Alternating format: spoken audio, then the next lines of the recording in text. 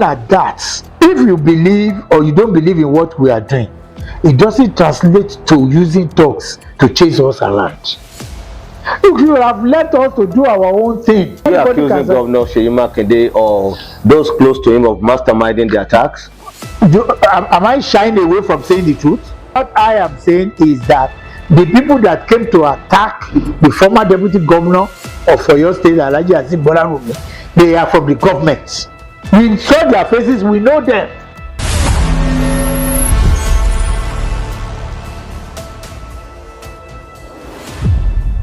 Great opportunity is before us to present to you a frank talk on the political developments in Nigeria as it relates to hard democracy, party politics.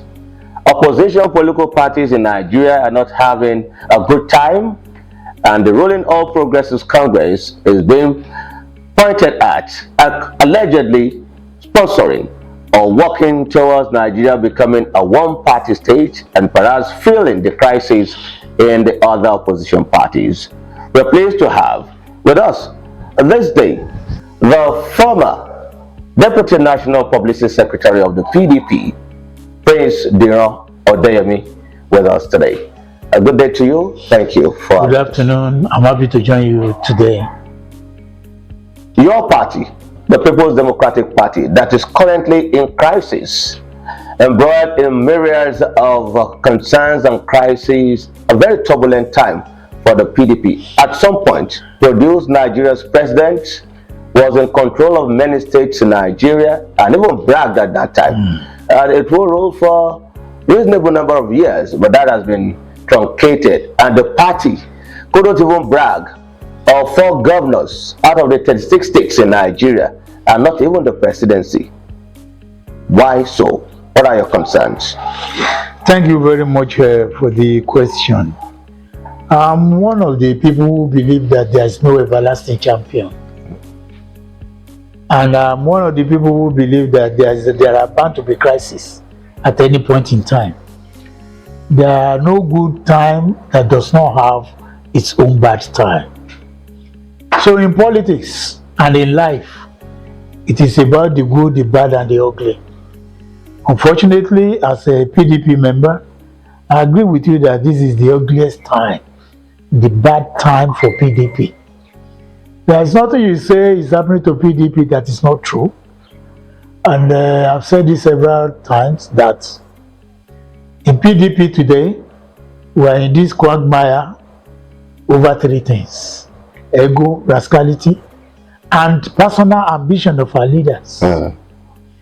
There is nowhere you can have these 3 and you expect peace to reign. Of course, when you are talking of ego, we point to the personality of Governor Seun Makinde. And I have to buttress this with a point. Imagine, there was a suggestion by leaders of the party to have a caretaker committee in place while we resolve whatever are the personal issues among the leaders. But he jettisoned this advice and decided to go ahead with the convention.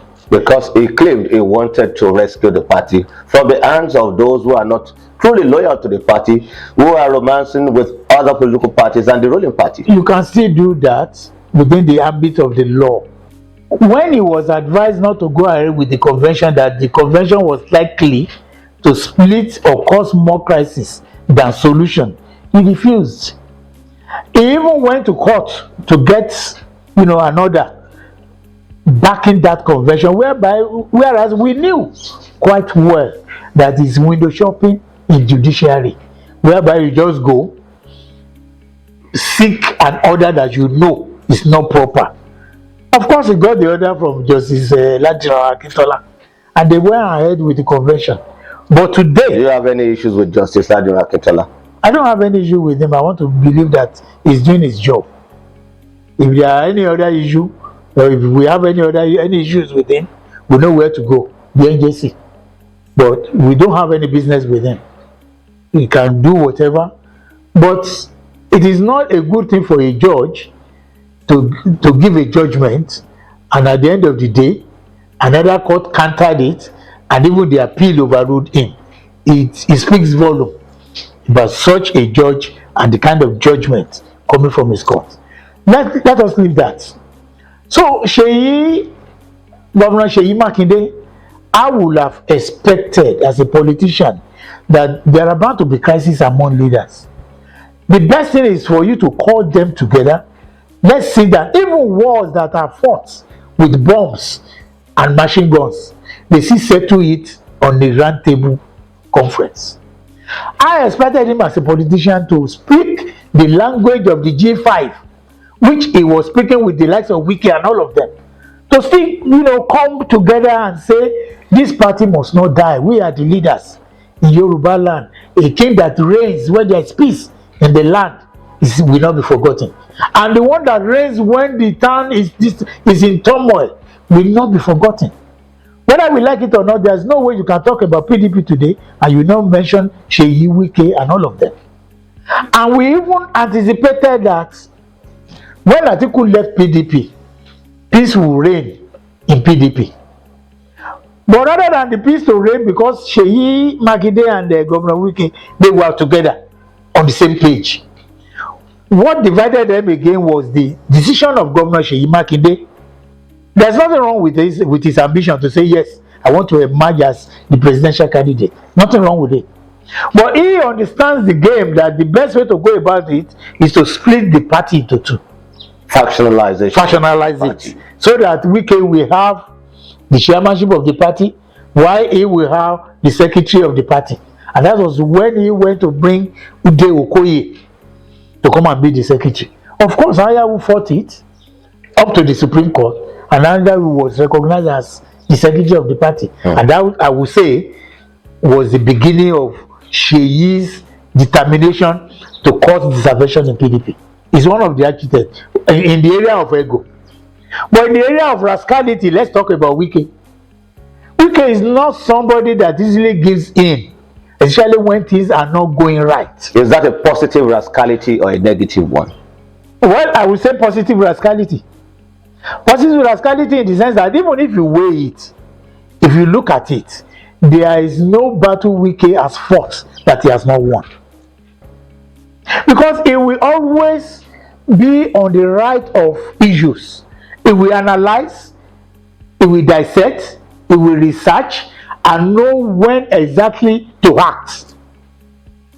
The issue of this convention now that the Court of Appeal, gave judgment on, is what Wike predicted. That there is no way you can have a convention when two federal high courts said you should not go ahead with that convention. One from Sule Lamido, who said he was not given the form or the opportunity to contest. Yes. And the other one from the other side that said you are not following the constitution, you are not doing the right thing.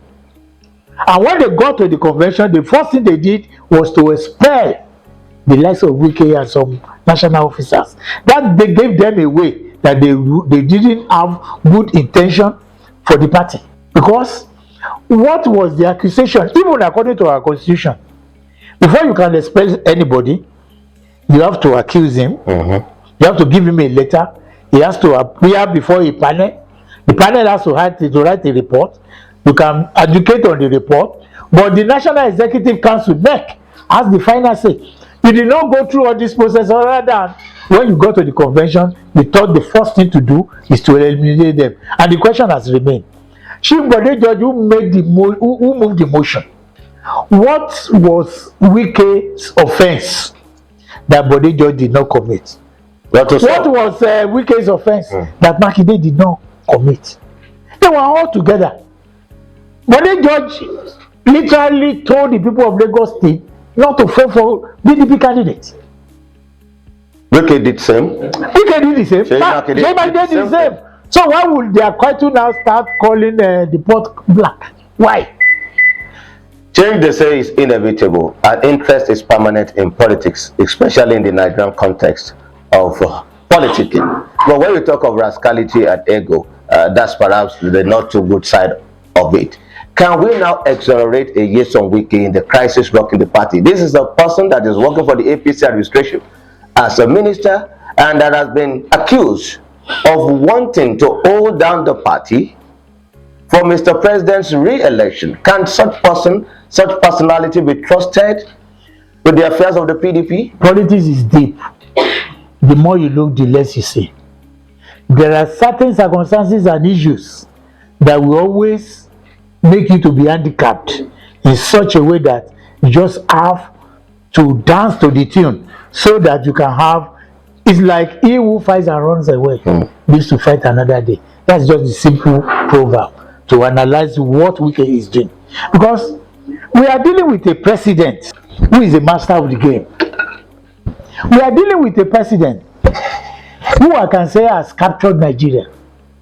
Capture? When you say capture, yeah, I'm using the word capture. It is not derogatory. When I say capture, tell me how many governors are in other political parties now. Well, if you have 36 governors in the country, and right now 30 are saying they are supporting the president, what does that indicate? Amoko join. We hear Bala Mohammed Some are joining. Is planning to. Some are being forced to join. Some are joining because of their personal ambition, and some are joining because they fear the almighty power of the federal government, so that the instrument of power or the presidency is not used against them through the ICPC, EFCC, and other agencies. So they have too many reasons to coerce all these governors, into APC. But Wike understands the game, he understands the power, and what he's saying is, well, if I believe in the South, that is, the South should produce the presidency. If the northern states or the northern candidate has ruled the country for 8 years, why not give the South that opportunity to spend 8 years? On that premises, he has a point to say, let us support a Zaldana. Because right now, the PDP cannot produce any candidates because of the crisis, one, and because of the zoning arrangement. The zoning arrangement now, we have not even been able to do any zoning arrangement that will now produce a candidate from the South. So he's supporting President Asiwaju Bola Ahmed Tinubu is based on the belief that the North, having served the country for 8 years, then the South should be allowed to serve 8 years. You see, there are some instances that they don't even use political party to judge certain things in this country. Political parties are just there as a ladder through which we climb to political offices. But that does not becloud the rationale behind certain elements or certain things in Nigeria. If you look at it, it's normal. And that was the basis of the crisis within the PDP. He said you cannot have late Muhammadu Buhari as president for 8 years in the North, and you now produce another article from the North that the candidate should come from the South. So if he's still standing on that principle, I don't see anything wrong in still standing on it to say if Tinubu remains the only candidate from the South, there's no choice than to support him. Professor Odeyemi, which camp do you belong to? The Wike camp or the Seyi Makinde camp? Wike camp. And you say that emphatically? Well, emphatically. Everybody knows me for that. And invariably, you are also working for the re-election of President Bola Tinubu. Well, that is the postulation of some beliefs. It's too early for me to say that is exactly what I am going to do. Governor Seyi Makinde, that we know, when you look at the political trajectory in Oyo State, the antecedents and affairs within the PDP, you were so instrumental to him becoming the governor of the state under the platform of the PDP, isn't it? God used me. I'm one of the people God used for him. You were best of friends at some point. Of course we are. You are still friends now? Well, I can't say that. He has stopped picking my calls, and we don't talk. We don't talk at all. No entreaties, no appeal, no attempts to reconcile? Of course, I have made several attempts to reconcile with him. I even sent a message which is on my phone. I told him practically that I knew he believed in three things: the love for his mom, late mom, and his late dad. and the God that he believes in. That I use these three people to appeal to his conscience that we should sit down and talk, because I actually wanted to advise him on things of life. Whether he likes it or not, I was in politics before him. I was former special advisor to Governor Akala on communication and strategy, and that exposed me to governance in Oyo State, and that exposed me to politics in Nigeria. And I've always been a political reporter since I started my journalism in 1987. So I know certain things which would have been of benefit to him if he had listened to me. Before he became the governor, of course, we were rubbing minds together. We always moved together. In his campaign vehicle, we sit together. And anywhere he was going for a campaign then, or for a debate, I always make sure, we were together. We trained together, we talked together. But immediately he got there, we started seeing changes. And that changes became was becoming an ego something, to such an extent that he doesn't pick us again.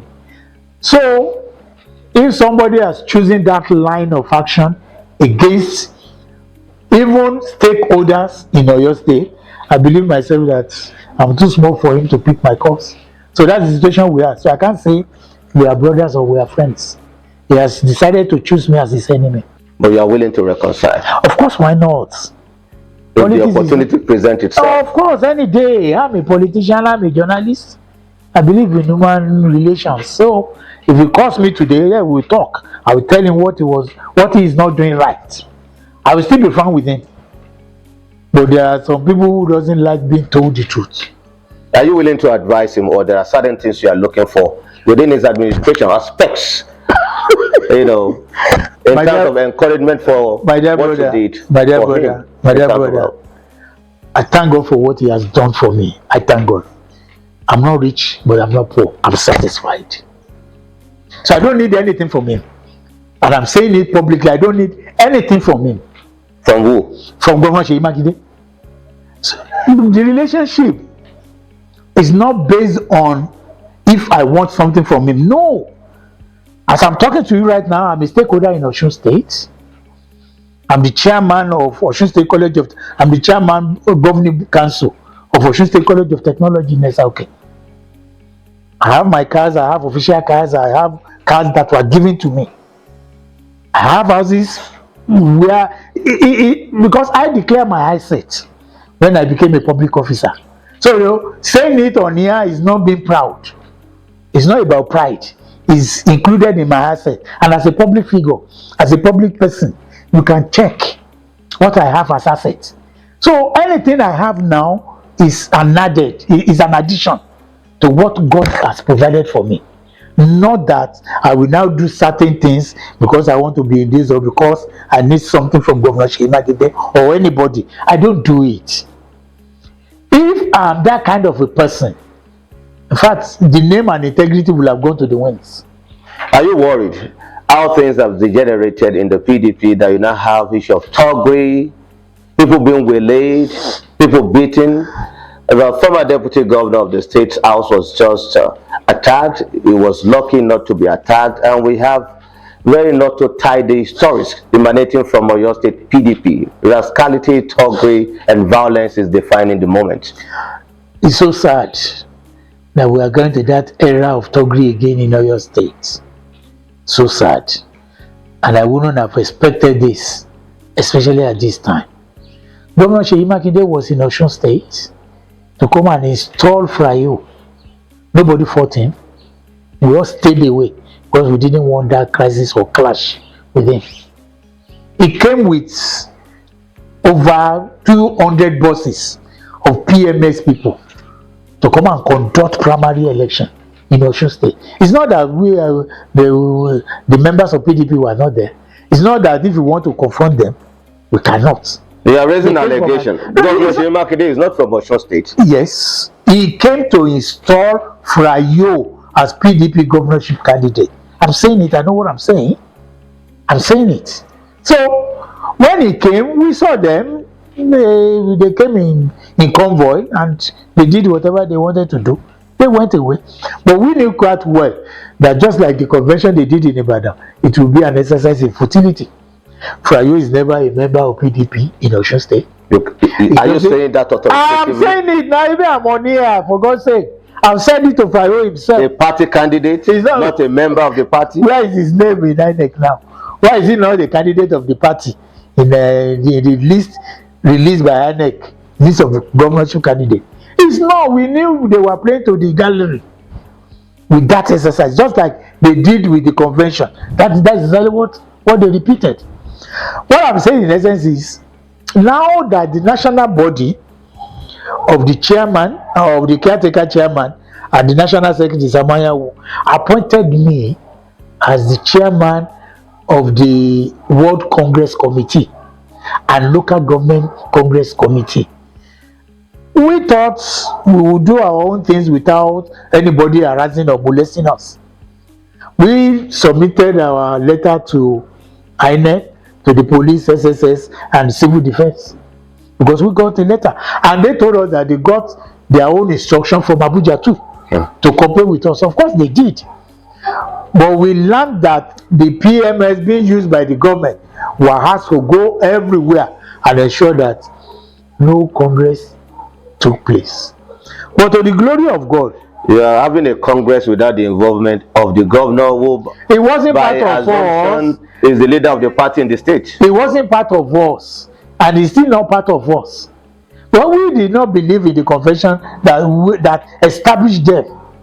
We are doing our own Congress. In the name of the PDP? In the name of the PDP, yes. We know the court did not recognize their own. And even at that, if you believe or you don't believe in what we are doing, it doesn't translate to using talks to chase us around. If you have left us to do our own thing, after all, there is freedom of association. Are you accusing Governor Seyi Makinde or those close to him of masterminding the attacks? Am I shying away from saying the truth? Of course, What I am saying is that the people that came to attack the former deputy governor of Oyo State, Alhaji Azeem Bolarumi, they are from the government. I'm saying it vertically because we saw them on video. We saw their faces. We know them. We are only expecting, or we are only waiting for the security agencies to come up with their own investigation, and we will assist them. Let's look at the position of the law when it comes to the leadership of the party, and if your Congress, the Congresses you held, remains valid or not. Recognizing the decision of the Federal High Court of Justice James Omotosho, barring INEC from either attending the Ibadan Convention nor recognizing the outcome of the convention. So it's a victory for the Wike-led faction, as I speak. Yeah. So what does that translate to when it comes to the leadership of the party and the validity of your congresses? Well, we thank God that it came out that way, because we told them this will be the outcome of the convention they did, but they didn't listen. Now that the court has given its judgment, we expect them to come. We cannot do it alone. We expect them to come. Let us sit down again as a member of the political. We have fought ourselves. We have disagreed. Let us now agree that PDP should not die.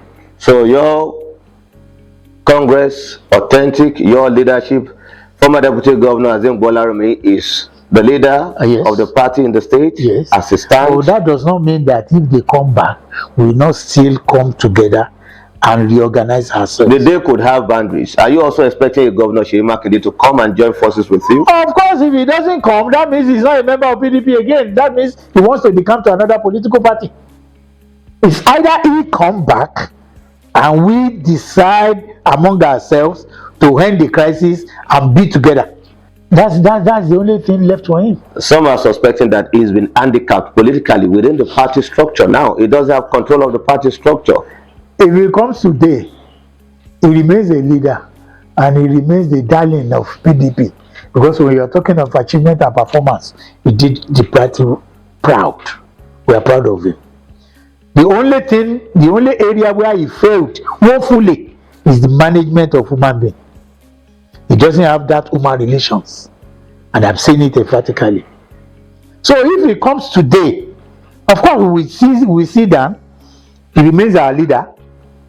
That's the position God has placed him. But he should drop that ego. Let us come together. That's it. Do you say the appellate court decision as the finality to this crisis? I want to believe it should be the final, except if they want to go to Supreme Court, which will not help them, which will not help other members of the party, especially in Oyo State, who want to contest for various elective positions. Because if you don't have a party through which you can contest, there's nothing you can do.